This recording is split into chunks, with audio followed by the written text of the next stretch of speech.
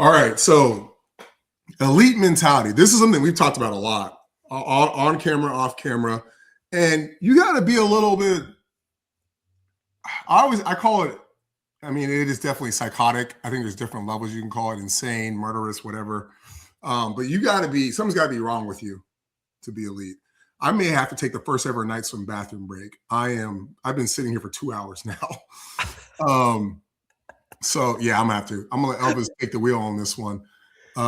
Enjoy talking to the fandom. But what do you think about the level of mental irregularity to almost like, I want to say almost like not a violence level.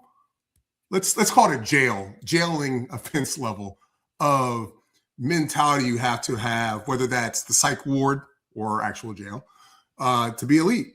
I'll be right back, y'all.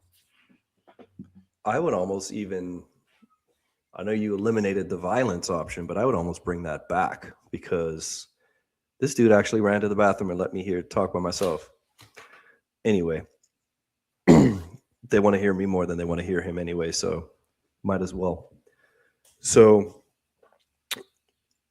one thing I've noticed with anyone who's ever made it to a top level is there's always something kind of off with them, whether it's like uber super competitive. I told this story last time where my buddy Matt McGinnis, who swam at Texas, his brothers would tell me stories that when he played video games, if they beat him, he would like throw a fit, grab the controller and shove it in their hand and make them play again and again and again until he won. And I sent that clip to my buddy Eric McGinnis and Zach McGinnis, his brothers, and they were like, yeah, dude, I think you understated his issues. So his nickname at Texas was Manimal. Yeah, the Manimal. So, and you see this across all aspects of performance, you know, whether you're a high performing lawyer, high performing CEO, high performing athlete, they all have something a little wrong with them where it's like, all I want to do is work, or I am obsessed with this one thing and I will do whatever it takes, come hell or high water, no matter who's got to die in front of me to get there. And I mean, I've been fortunate to be around a lot of top athletes in my career because of, you know, being able to go to the Olympics and the World Championships and travel to all these meets. So I pretty much knew all the guys who were in the top 8. And every single one of them was absolutely insane. Yeah. Like, name your favorite athlete that's been top 8 at any Olympics or World Championships. That guy or girl is insane. I promise you. Absolute psychopath. They do very well in front of the camera, a lot of them. But, I mean, you hear the stories. Like, I remember after Rio, when we heard the stories of Lochte and, was that Jimmy Fegan? Yeah, it was Jimmy. Shout out Jimmy Fegan, legend. When they were claiming they got robbed in Rio. The second I heard that story, someone sent it in our group chat, and I said, BS. I said, I promise you they did something stupid and got caught, and they're lying. I said, give this story a day or two. Watch. And sure enough, all that shit came out because it's predictable. I remember being in Beijing. It's predictable. These people are not sane. Right. It's predictable behavior. I remember being in Beijing in the club after the Olympics. Everyone's partying. You got the Caribbean athletes at this table. You got the USA athletes at that table. You got the Europeans over there. And all I know is this person said not even Spain, Portugal, England, just Europeans. Damn. All of them. Yeah. So usually get like the regions usually hang together. Like right. Caribbean and Central America would usually hang together. And then you got like America was kind of by themselves. And then you got like the Europeans would kind of hang together. Then the African countries would hang. Yeah. Then the Asians. Yeah, it was cool. Yeah. And then, you know, there's always some crossover. Yeah, there's always some overlap because, oh, this guy from China goes to college with this dude from South Africa who goes to college at Kentucky. There's This some kid from Italy speaks English. yeah. Yeah. So there was some cross pollination, but when it's party time, everybody's in the club. So what I was saying, we're in the club in Beijing. This person says something to this person's girlfriend, and this girlfriend doesn't like what that dude's saying, and all of a sudden, bottles are flying. Ducking for cover. Elvis is ducking for cover. Somebody's getting slammed into a glass table over here. These people are insane. I'm telling you. But you got to be. No one gets to the top thinking, oh, I'm just going to be like the friendliest competitor and I just love, everybody around me. Nah. I want to spit in your lane and I want to rip your neck out. Yeah. Shout out to Ariana Vanderpool Wallace. I always wondered that because I know she did like the spray thing. I always be like, I think she's low key like trying to aerosol the haters. Like her. Because she would, she did the steam thing, right? Yeah. She'd blow the water out in like a spray. And I was like, it's so much easier to spit in your own lane. I don't think, I got to defend my girl Ariana. I don't think she was trying to spit in someone's lane. I used to do the spray. I used to do the spray thing too, but I did it after. You don't care who it hits either, though. I did the spray thing after the race, though. I never did it before. I think it's a little intimidation going on. I'm with it. I'm with it all the way. But I just remember being like, okay, I see what you're doing. Definitely intimidation. Like, hell yeah. Tiny terror right there. Yeah, first woman to go 46. Shout out. My take.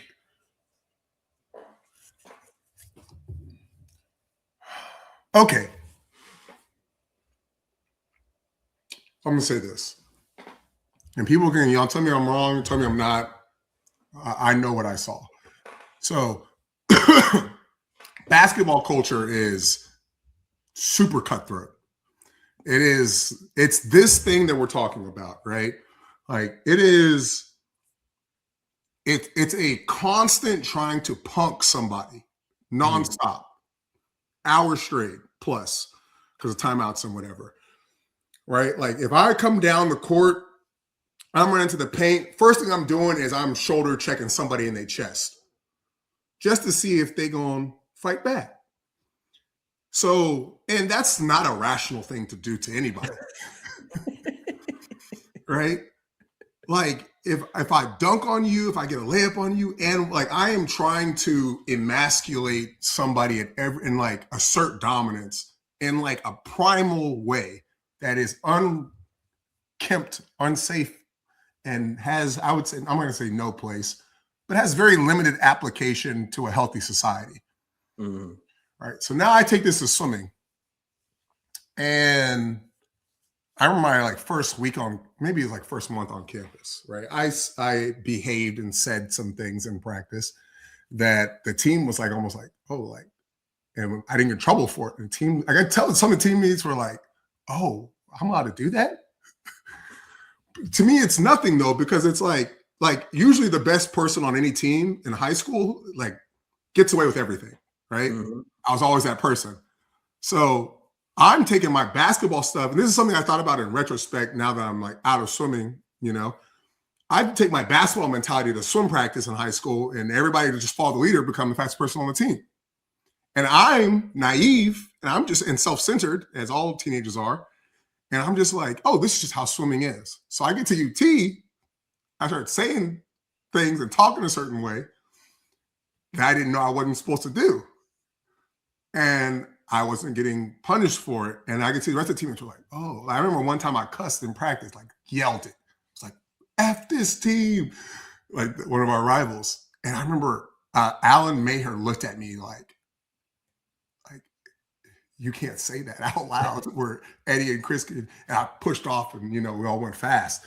And nothing happened. I remember his face was like, is somebody going to stop this guy? And nothing happened. And then like after that, like stuff started getting turned up in practice and in the weight room, like how we're talking to each other. And I think anybody can tell me if I'm wrong. And I guess most people probably weren't there for this, or for the origin of this for the later years.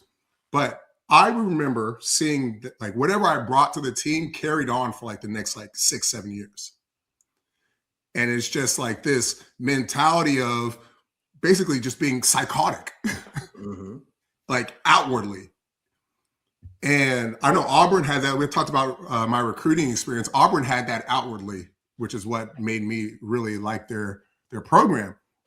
UT had it, but theirs was more silent, and then obviously it was off the chain. So everybody's now screaming crazy shit in practice, and throwing punches. Shout out to Mick Broom and Jackson Wilcox. But yeah, it's like, and this made me think of something else too. Like when I think of my UT teammates, is even though we only won one of my 4 years, there's no doubt in my mind if a fight popped off, everybody's jumping in. Mm-hmm. I do not believe that about a lot of past UT teams, especially the ones who won. Because I've heard some things on the inside about how they behave. I was like, oh, there's no way. Like, you guys may have beat our team at NCAAs, but then we're going to take the trophy from you and take it home, and y'all going to let us walk out of here with it. You know what I'm saying? Mm-hmm. So, yeah, like to be elite, like, and I don't even think it's not about winning. I think it's like you said, it's the mentality. You know, I say this all the time to people, like, if you take Michael Phelps and you turn him into a quadriplegic, mentally, he's still Michael Phelps. Yeah. Right? The only thing that's different is what his body's capable of. Right. So to be a winner, it's a mentality you have to develop of like a irrational overconfidence in what you're capable of long before you win. And then once you get the results that support your rationality, oh, you're all the way gone. All the way. Dude, you said a few things that I really like. First one I'm going to touch on was how you said, you know, you brought this psychoactivity to the team, you know, like you just need that one person to plant that seed and that kind of spreads, you know. And it reminded me of, I was trying to think, where did our psychoactivity come from? I was always a competitive guy in high school and pretty mouthy and, you know, cocky, for lack of a better word. Black people, but, Jesus Christ. Right. Yeah. Black and Caribbean, forget about it. Yeah. So when I came to college, like I still carried that swag with me, but now I'm with people who are actually better than me, you know? Yeah. So like, yeah. How do you talk shit to somebody who could easily beat you? And we had this coach, Sean Zatani. Shout out to Sean. This guy was a coach who could take an average athlete and turn them into a psycho. And that is exactly what he did with our recruiting class. Turned us all into just absolute terrorists on deck. And since he left the team and we graduated, I haven't seen, like, Kentucky sprinting has not been the same since, until this is like the first year. Shout out to the Kentucky gentlemen that, you know, did some cool things there in the sprint department. This is the first year in like 16 years that we've seen any inkling of, for the past 16 years, I promise you, I bet I could have gotten my old relay team at the age now, and we could have trained for 3 months and beaten any Kentucky team for the past 16. I swear to God, we probably could have. God. I swear. Like, I would not. Kentucky. Yeah. But I mean, psychos do it. We were just a bunch of psychos. That's what it takes. Oh, you said something else I wanted to touch on. Oh, and second, it takes a level of delusion. Like,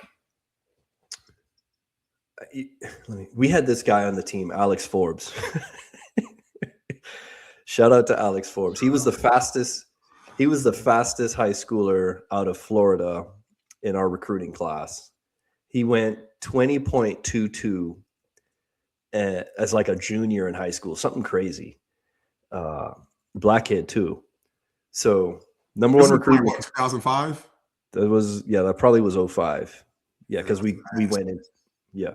So fastest kid by far. Like, I think the next fastest was like 20.4 or something. So I remember when I met him at Kentucky, I was like, this is a weird psycho dude. Like that dude was lived on another planet. Right. Like you could beat him in practice and he would go home thinking that he was the gold medalist at the Olympics. Like nothing you could do could convince him that you were better than him. You could literally beat him 10 out of 10 times in a set and he would leave knowing that he was the champion that day. And it pissed me off for a little bit. And then I realized like that's the level of delusion you need to get to that point, to being the fastest. You know, you have to, he was good because he believed he was good, even though he wasn't good, which made him good. Yeah. You know? And I remember he would go to NCAAs and be like in the finals or the top of the B final and win in a freaking Speedo brief while everyone was wearing like bodysuits. Like I remember he wore a bodysuit in prelims and was like, I don't like how it make me feel. I'm going back to the old school, and showed up in a freaking brief when nobody was wearing briefs and won. People were like, who is this guy? Yeah, that's that confidence right there. Confidence on another level. What the kids call aura these days. Aura. And that man swam past his prime because he knew he was going to be the number one swimmer in America. But shout out to that level of delusion. I don't think he would have ever been that great if he wasn't that delusional, but you got to have that delusion, man. Like even me, like I had no business making the Olympics. My best time the year 2007, my best time was 23.7. Oh yeah, you had no business. In the 50 free long course. The cut was 23.1. Yeah. So that's a massive drop. Like if you're above the age of 12, that's an impossible amount of time to drop. Yeah. But I went to practice every day and I was like, hey, Coach Sean, I don't know if this is possible, but I'm going to train every day and either I'm going to make it or I'm going to die. There's only two options. Like, and I trained every day to the brink of death. Sure enough, 22.8. Delusion. Yeah. Absolute delusion. No business being there. Yeah. Yeah. And that's something I like when I coach. I've tried to articulate. Okay. So for instance, right, when I was coaching, actually, I want to talk about two things. My first coaching job, like me and my boss kind of had a differing, he was wrong, first of all. But it was like about pushing your kids to be like fast. Yeah.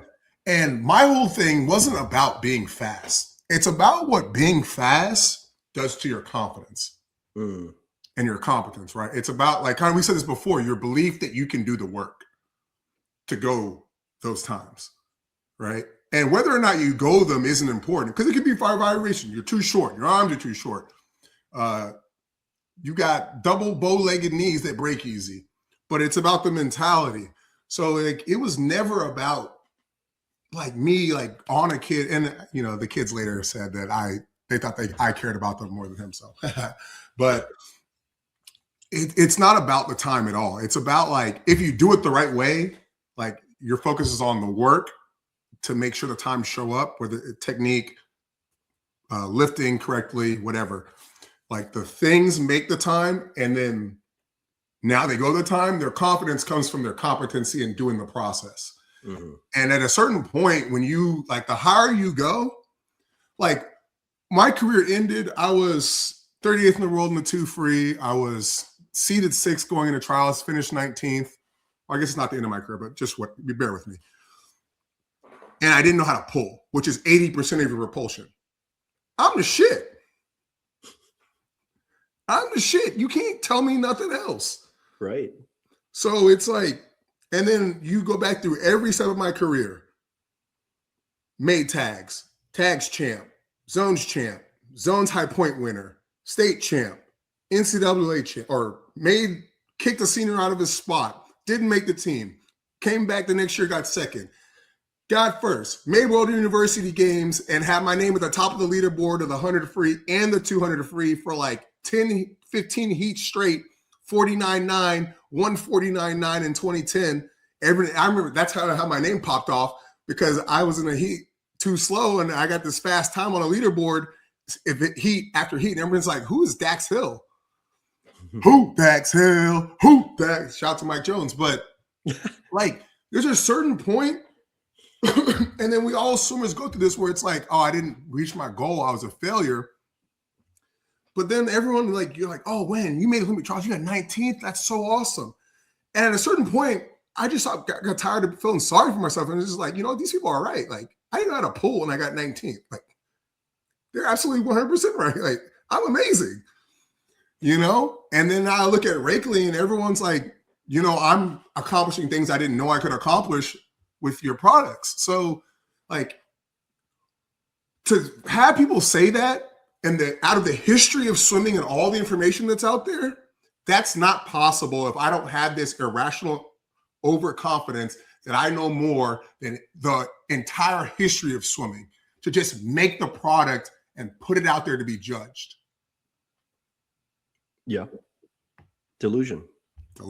Gotta have it. The higher you want to go, the more you need. And I like to instill delusion into the kids, Oh yeah. So fun. It's like watching their eyes. It's like in the Matrix when it's like he's awake now, or what, like you see the light by denying what you actually see. It's this really weird thing. Yeah. It's like it's really weird Inception type thing to do. And it's a really beautiful thing when they get it, it's like, no, like, you are great.